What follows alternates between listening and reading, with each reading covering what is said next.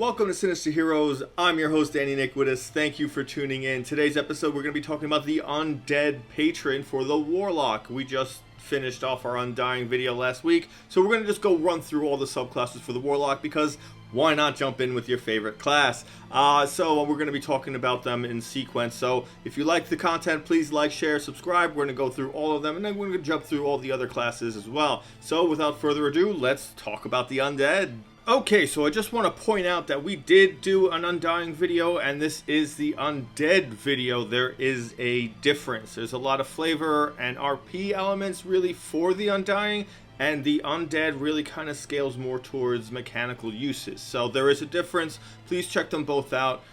Depending on who you are, you might like one more than the other, but I feel like most of us are probably going to like the Undead just a little bit better. So just make sure you understand the two differences so you don't get mixed up in your own playing or selecting these kind of subclasses. Without further ado, we're going to jump into the first ability you get for making a pact with an Undead. Every pact gives you an expanded spell list. This is very important because it's thematic to who your patron is. You definitely want to grab a few of these, especially if you're very tied to your role-playing aesthetic and you really choose spells that reflect your character as opposed to reflecting mechanical abilities or necessities or common situations that occur. So you get a lot of cool things, very thematic for the undead, like False Life, Bane, Phantasmal Force, Greater Invisibility, Cloud Kill, Anti-Life Shell, Death Ward. These are very, very thematic. You get this kind of eerie, dark feel from these spells. If you read the descriptions, they're very awesome. They very well suit the patron, and it's very important to take a look at these and at least consider them. The Warlock spell list normally I think is fantastic. These give you a couple of other things that really might sink your teeth into being an undead or feeling like you've made a pact with an undead patron. Form of Dread. This is the first ability you get for making the pact with the undead. It has a couple of cool things. One of the things they give you is a little bit of paragraph about flavor text and how to make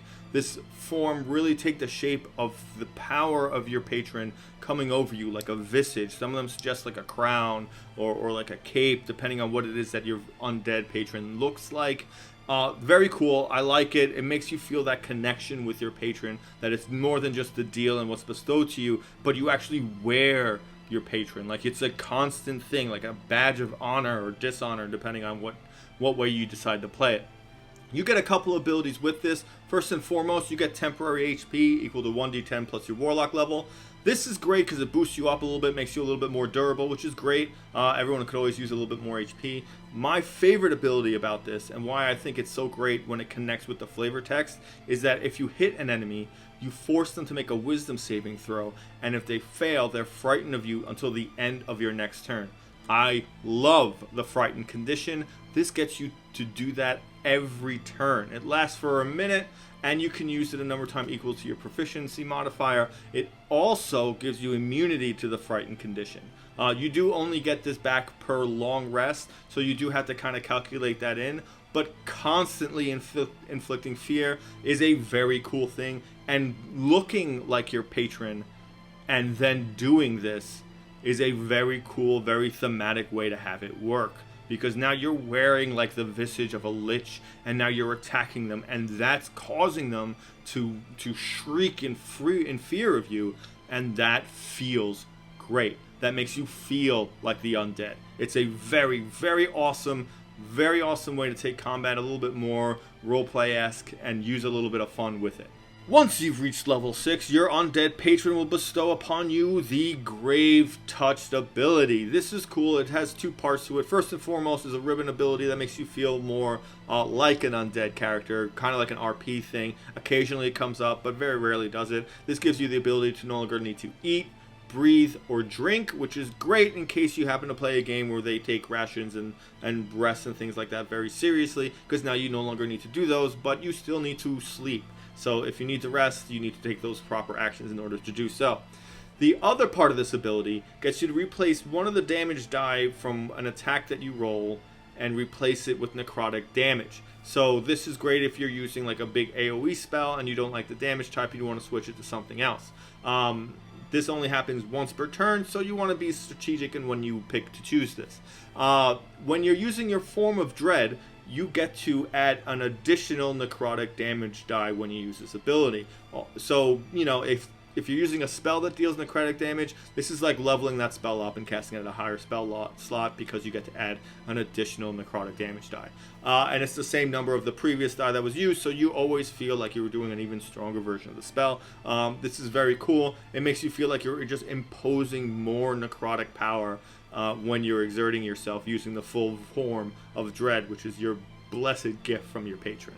As your power grows, your undead patron begins to favor you more and gets invested in keeping you around even longer. It bestows upon you Necrotic Husk at level 10. This gives you the ability to become resistant to necrotic damage, and when you use your form of Dread, you are now immune to necrotic damage, which is a very big boon because getting immunities is extremely difficult. Also, if you hit 0 HP, you can use a reaction to instead drop to 1 HP and cause your body to erupt with deathly energy. Each creature of your choice within 30 feet of you takes necrotic damage equal to 2d10 plus your Warlock level. You then gain 1 level of exhaustion, and once you use this reaction, you can't use it again until you finish 1d4 long rest. This is a very strong ability. Granted, it saves you from falling unconscious. It also gives you the ability to deal a large amount of damage in a huge radius to whoever you choose. So naturally, you'll avoid damaging your friends, but this is a big area. This is a very devastating hit because that is a lot of necrotic damage, because it's basically 3d10 with a guaranteed 10. At this point, but also the resistances are great, and the immunity when you use Form of Dread is very, very cool. This is a survivability, a defensive ability, which I imagine you realize, but it's very cool because it gives you this feeling of being undead, like undead fortitude, but an insanely overpowered version of it. And that's why you made this deal with this undead, so that way you can do these things and you can prevent yourself from dying. And that's why it gives you this. It's a very cool ability. It works very well with the whole theme behind it. It's, if you ever, this is one of those abilities that you're going to get and you're going to be excited to use it, and then you're never going to fall to 0 HP. Like, that's just kind of how the world works. But if you do get to use this, it's going to feel great, especially if you didn't remember you had it and this is the first time and you get that like, oh, wait, I can do this, and it's cool, it's exciting, especially if this happens to be right before your turn, so that way you come back after you do this and then you still have an ability to maybe do Misty Step, get out, teleport yourself away, or maybe even the combat's over at that point. You could win by using this ability. So very cool, very thematic, very powerful. A lot of these skills are now starting to really gel together, which is awesome. Now we're going to bring up to the final ability that the Undead Patron grants you. Spirit Projection. This is the ability your Undead Patron grants you at 14th level. This has a couple of cool things. It's a lot of moving parts, so bear with me if it seems a little jumbled. First and foremost, your spirit and your body become untethered. Your body falls into suspended animation, and the duration lasts for an hour. Now, in this spirit form, you look like yourself, but you're a spirit. You can move, you have fly speed equal to your walking speed, and if you end your turn inside of an object, you take 1d10 force damage. So whatever ailments affect your body or your spirit will affects the other one as well. So at this time, when you're in this form, if you're going to cast a conjuration or a necromancy spell, you don't require any material components that lack gold costs. You don't need to make verbal or somatic actions in order to cast those spells, which gives me pause because it's a little unclear here as to whether or not you can cast other spells, because you're leaving everything physical behind you, but it only specifically says those abilities. So make sure to put that together when you're using the spell and trying to get that organized and verify how your GM's going to rule it. I'm a hard line for the law, so I tend to make it that those are like really the only spells that you can do this with, because you can't tangibly carry anything else.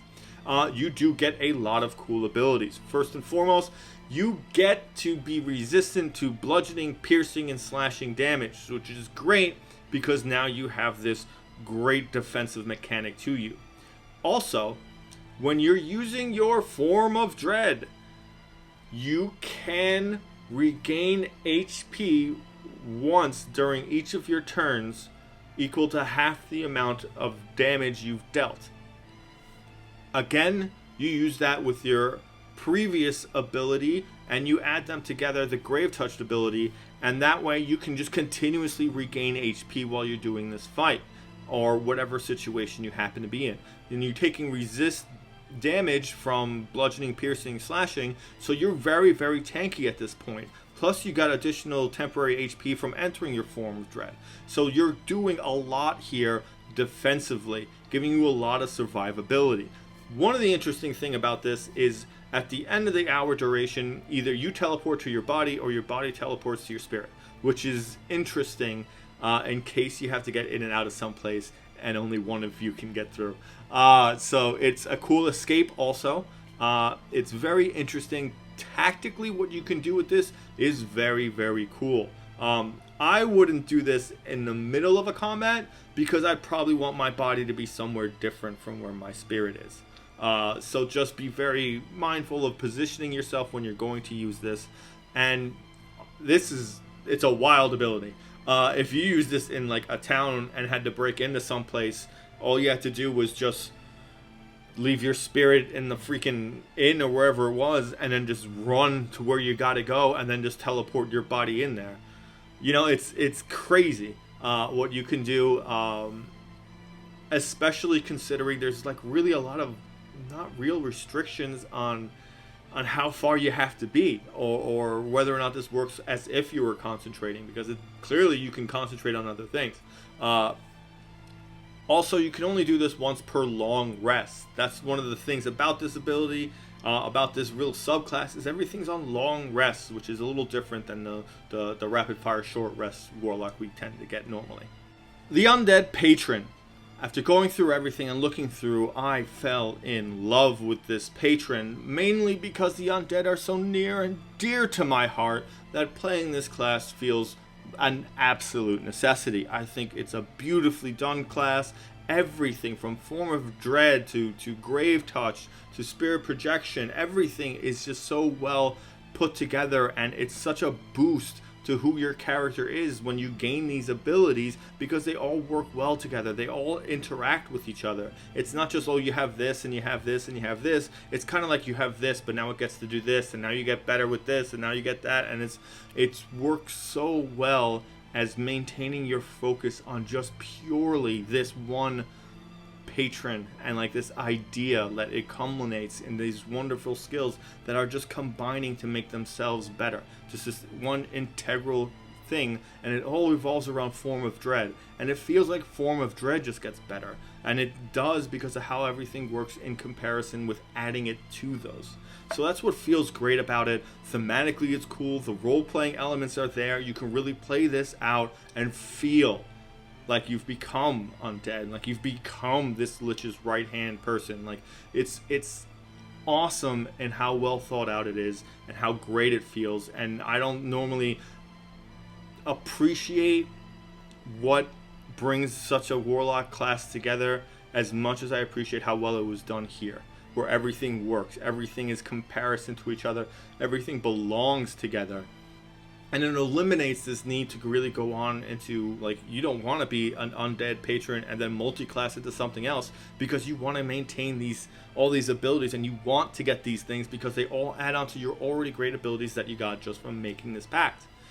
Very cool, very awesome. I would play this as an Eldritch Blast Warlock because it feels like being a little bit distant and more castier would be a little bit better.